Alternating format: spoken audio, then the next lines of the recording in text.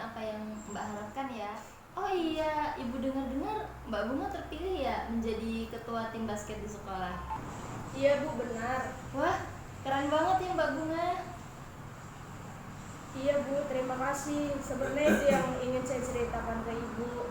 Dan saya ingin berkonseling dengan Ibu. Berkonseling ya. Kalau begitu, apa Mbak Bunga sudah pernah melakukan sesi konseling sebelumnya? Belum Bu. Oke, kalau belum, sebaiknya Ibu jelaskan dulu ya tentang apa itu konseling. Jadi konseling itu adalah sebuah bantuan profesional yang diberikan oleh konselor kepada konselingnya seperti Mbak Bunga ini. Nah, agar konselingnya itu mampu memecahkan suatu masalah atau problem yang sedang dihadapi. Lalu, di dalam konseling ini terdapat beberapa asas, seperti asas kerahasiaan, kesukarelaan, kemandirian, keahlian, dan lain-lain. Jadi Mbak Bunga bisa meluapkan apa saja yang Mbak Bunga rasakan tanpa khawatir akan Ibu sebarkan kemana-mana gitu, karena Ibu memegang teguh asas-asas tersebut gitu. Bagaimana Mbak Bunga? Wah begitu ya Bu. Iya, saya paham Bu. Oke, pertemuan kita kali ini kita batasi oleh waktu. Nah, kita melakukan sesi pertemuan ini dalam waktu kurang lebih 30 sampai 45 menit. Nah, dengan adanya waktu ini Ibu harapkan Mbak Bunga bisa memanfaatkan waktu yang tersedia ini dengan baik. Jadi, jika pada pertemuan pertama ini Mbak Bunga merasa belum cukup menyelesaikan permasalahan Mbak Bunga, kita bisa bertemu di dalam sesi selanjutnya. Baik Bu. Oke, kalau begitu Mbak Bunga boleh menceritakan apa yang sedang Mbak Bunga rasakan dan apa yang sedang mengganjal di dalam hati Mbak Bunga. Jadi begini Bu, semenjak saya terpilih menjadi ketua basket, Ya. saya merasa teman saya ini yang bernama Al menjauhi saya Bu. Maksudnya Mbak Bunga menjauh itu seperti apa ya? Ya, dia jarang menegur saya. Saat saya berbicara dengan dia, dia hanya jawab singkat seperti tidak ingin ngobrol gitu sama saya. Saya latihan basket, kita sering sama-sama, tapi dia nggak negur saya gitu Bu, bahkan mengalihkan pandangannya. Begitu. Menurut Mbak Bunga, apa Mbak Bunga pernah melakukan kesalahan pada dia gitu sampai malah menyakiti hati dia gitu? Sepertinya tidak sih Bu. Coba Mbak Bunga pikir kembali, mungkin ada berkaitannya dengan basket ini. Iya sih Bu, dulu saya pernah bilang kalau dia cocok jadi ketua basket karena badannya tinggi dan permainannya yang bagus. Tapi dia sering ada masalah dengan pemain basket yang lain. Bahkan dengan kakak tingkat yang dulu jadi kakak tingkat kita itu mungkin masih kesal dengan dia dan tidak memilih dia menjadi ketua. Padahal dia pun sangat ingin menjadi ketua basket Bu. Oh begitu ya. Jadi menurut Ibu sepertinya dia merasakan cemburu sosial ya dengan Mbak Bunga, karena mungkin dia juga merasa pantas gitu menjadi seorang ketua basket gitu kan. Ternyata dia malah tidak terpilih. Sebenarnya menurut Ibu juga ini bukan kesalahan Mbak Bunga kan, hanya saja situasi dan kondisi yang kurang baik gitu. Sebenarnya saya juga sedikit ada rasa bersalah sih Bu dengan dia, karena dulu dia pernah bertanya pada saya jika saya disuruh menjadi ketua basket bagaimana, dan saat itu saya jawab kalau saya tidak tertarik dan tidak ingin menjadi ketua basket. Basket hanya hobi saja. Apa mungkin dia kesal dengan saya ya Bu, karena saya tidak sesuai atau tidak konsekuen dengan omongan saya. Bisa saja sih Mbak dia kesal gitu.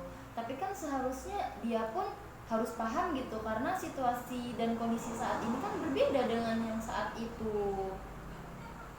Saya ingin meminta maaf pada dia Bu, tapi saya sungkan dan takut dia tersinggung.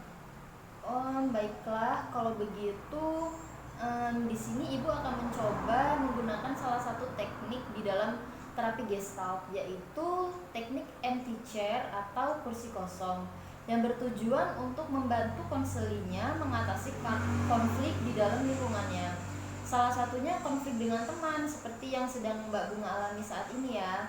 Nah, di dalam teknik itu, jadi nanti Mbak Bunga akan merasakan menjadi diri Mbak Bunga sendiri dan akan merasakan menjadi teman Mbak Bunga itu. Jadi Mbak Bunga akan bisa merasakan kedua perasaan yang berbeda. Ibu akan mengawasi Mbak Bunga dan akan mencatat perilaku yang Mbak Bunga keluarkan saat menjadi diri Mbak Bunga dan saat menjadi diri teman Mbak Bunga tadi ya, Mas Al ya. Dan Mbak Bunga akan berpindah tempat duduk dari antara di sini dengan di sini. Dan Mbak Bunga harus bisa membayangkan Mbak Bunga sedang berbicara dengan Mas Al ya, paham? Oke, kalau begitu kita bisa mulai. Ibu akan membimbing Mbak Bunga dari sebelah situ dan Mbak Bunga bisa memulai ya Mbak ya dengan teknik ini. Mbak Bunga sudah paham kan? Paham. Oke, kalau begitu bisa Mbak Bunga mulai. Al, kenapa sih kamu selalu menghindar kalau ketemu aku? Kenapa kamu cuek kalau aku ajak ngomong? Kamu marah sama aku? Kalau aku ada salah kasih tahu ya, biar aku perbaiki. Menurut kamu, memang saya kenapa? Saya tahu kamu pengen banget jadi ketua basket. Dan saya juga ingat kalau dulu saya pernah bilang kalau saya nggak mau jadi ketua basket. Basket kan cuma hobi saya. Itu kamu ingat sama omongan kamu. Kenapa sekarang jilat-jilat sendiri? Dasar munafik. Harusnya kamu sadar skill kamu itu nggak ada apa-apanya sama saya. Skill saya lebih hebat dari kamu. Kenapa malah kamu yang jadi ketua bukan saya? Menjadi ketua basket bukan kehendak saya, Al. Saya ditunjuk dan diberi tanggung jawab oleh ketua dan kakak tingkat lainnya. Katanya saya yang selalu rajin berangkat latihan. Saya yang jarang terpancing emosi saat ada konflik dan masalah antar pemain, Al. Dan saya juga sering menasihati para pemain lainnya.